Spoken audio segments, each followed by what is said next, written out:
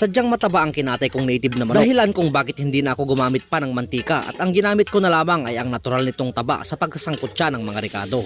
Inlagim na manok ang didiskartehan ko ngayon mga bossing. Isa rin itong bersyon ng tinola, nagkakatalo nga lamang sa paghahanda at pagpre-prepara sa manok na kakatayin. Mga ilang buwan na rin nang huli akong magluto ng inlagim. May ilang peraso pa naman akong naiwang mga native na manok, kaya ito nga't muli akong magluluto. Sinibawan ko lang yan ng katamtaman at tinimplahan ng mga pampalasa. Sa mga hindi pa pamilyar sa proseso ng paglalagim, ito ay ang direktang pagsasalab ng manok sa apoy hanggang sa tuluyang masunog at maalis lahat ng mga balahibo na nagbibigay naman ng extra aroma at smoky flavor na lalong nagpapasarap sa sabaw. Habang nagluluto ako, napansin ko tong aking mga sigarilyas na hitik sa bunga. Kaysa naman sa malipasan at gumulang, isasahog ko na. Pagkatapos nga ng 30 minuto, ito nga't malambot na ang manok.